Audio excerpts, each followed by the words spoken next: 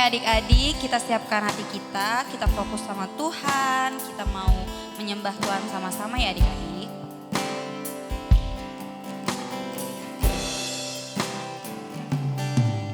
Ketika ku hadapi kehidupan ini,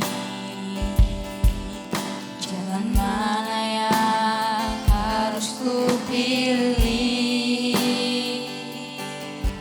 Ku tahu ku tak mampu, ku tahu ku tak sanggup. Hanya Kau Tuhan tempat jawabanku. Aku pun tahu ku tak pernah sendiri, sebab Engkau Allah yang menggendongku. Tanganmu membelaiku, cintamu memuaskanku. Kau mengangkatku ke tempat yang tinggi. Janjimu seperti fajar pagi hari, yang tiada pernah terlambat bersinar. Cintamu seperti sungai yang mengalir, dan ku tahu betapa dalam kasih-Mu.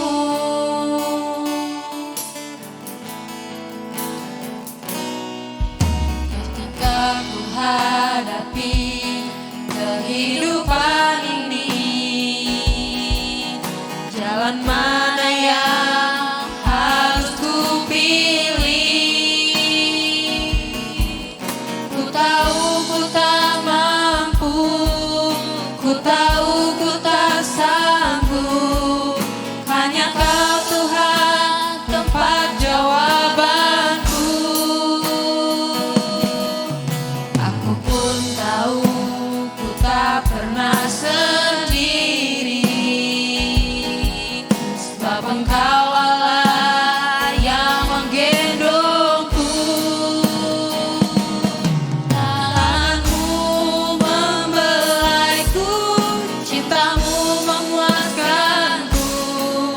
Kau mengangkatku ke tempat yang tinggi.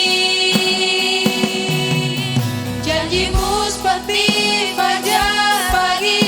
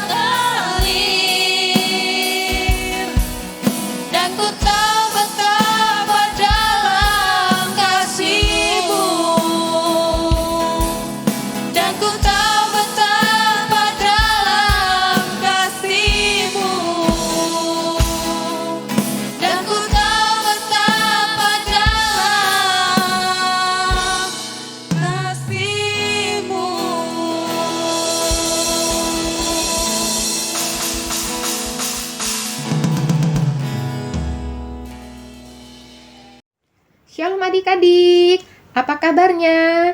Sister harap kita semua dalam keadaan sehat selalu.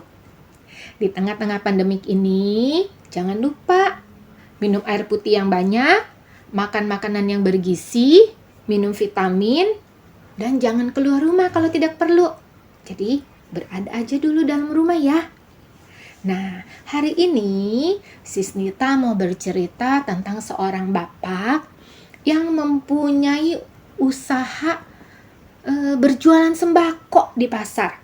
Adik-adik tahu nggak sembako itu apa? Yang kelas besar pasti tahu. Sembako itu adalah 9 bahan pokok. Jadi, toko itu menjual berbagai macam bahan kebutuhan pokok seperti beras, terus minyak goreng, ada garam, semua kebutuhan sehari-hari, kecap, semuanya ada. Nah, kalau setiap hari Sabtu dan Minggu, biasanya pembeli itu lebih ramai. Jadi, si bapak ini sering meminta bantuan pada anak-anaknya. Nah, bapak ini punya 2 orang anak. Yang pertama, si kakak. Yang kedua, si adik. Kita sebut saja seperti itu namanya ya. Nah, pada hari Sabtu pagi, si bapak berkata kepada si kakak dan si adik, "Anak-anak, karena ini hari Sabtu dan biasanya toko kita ramai sekali, jadi setelah kamu makan siang, tolong pergi ke pasar ya, bantu bapak menjaga toko dan melayani para pembeli." Nah, si kakak langsung berkata, "Siap pak, nanti selesai makan siang, saya pasti ke pasar, saya bantuin bapak jaga warung." Nah, tapi anak yang nomor 2 si adik bilang, "Aduh pak, saya nggak bisa. Nanti saya sudah ada janji sama teman. Jadi udah kakak aja deh yang datang. Saya nggak bisa ya pak." Gitu.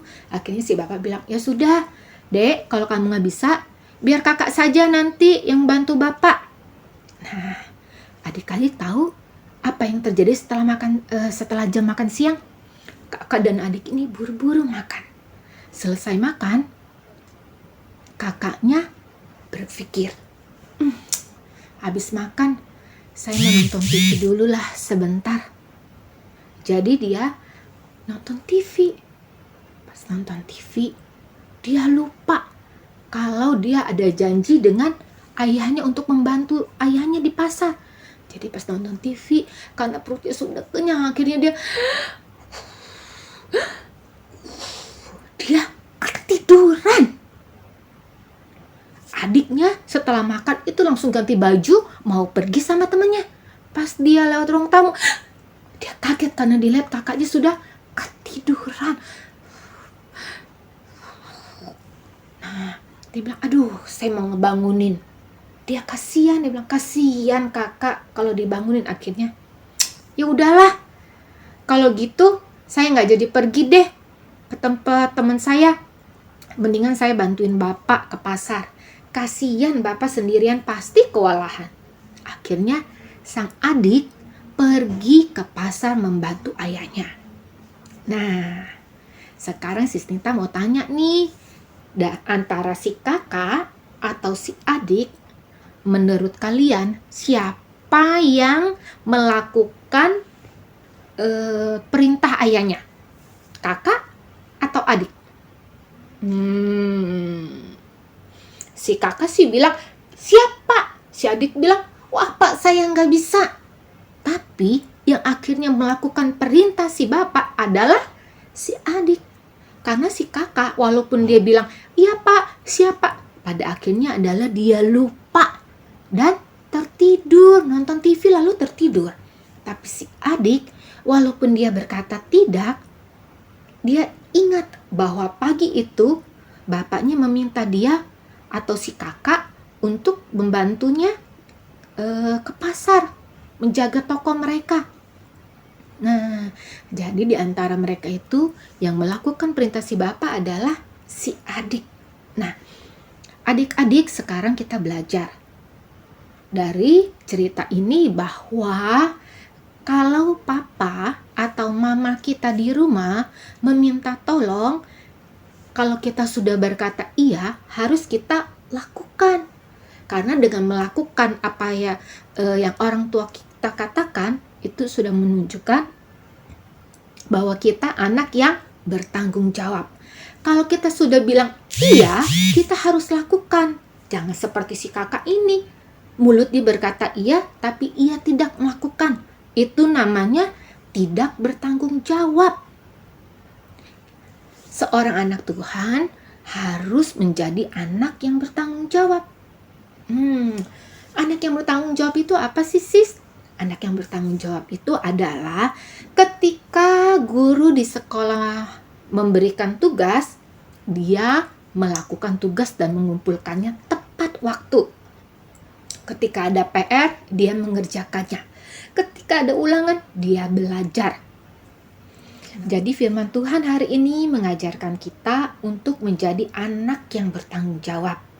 Sis percaya adik-adik semua pasti bisa melakukan firman Tuhan yang disampaikan pada hari ini. Nah, hari ini juga ada ayat hafalan yang diambil dari Roma 14 ayat 12. Jadi, kita masing-masing harus mempertanggungjawabkan segala perbuatan kita kepada Allah. Nah, yuk firman Tuhannya sampai di sini saja. Sekarang kita mau berdoa. Tuhan Yesus, terima kasih untuk kebenaran firman-Mu pada hari ini. Kami percaya Tuhan, Allah Roh Kudus yang tinggal di dalam kami, yang membimbing kami, menjadikan kami anak-anak yang bertanggung jawab. Walaupun kami masih anak-anak Tuhan, tapi kami mau belajar untuk taat pada firman-Mu. Kami mau belajar Tuhan menjadi anak yang bertanggung jawab. Karena kami tahu firman-Mu Tuhan yang menuntun langkah kaki kami. Menjadikan kami anak-anak yang menjadi saksi dan saluran berkat-Mu. Terima kasih Tuhan Yesus. Kami percaya Engkau yang memegang masa depan kami dan rancangan-Mu indah dalam kehidupan kami. Terima kasih untuk perlindungan Tuhan yang sempurna atas kami dan seluruh keluarga besar kami. Kami percaya Tuhan, Engkau senantiasa menjaga dan melindungi kami. Terima kasih Tuhan Yesus. Kami mau serahkan seluruh roh, jiwa, dan tubuh kami ke dalam tangan-Mu. Kami percaya Tuhan, Engkau sudah menyediakan masa depan yang indah dan penuh harapan bagi setiap anak-anak-Mu. Dalam nama-Mu Yesus Kristus, kami sudah berdoa dan mengucap syukur. Haleluya. Amin. Bye-bye.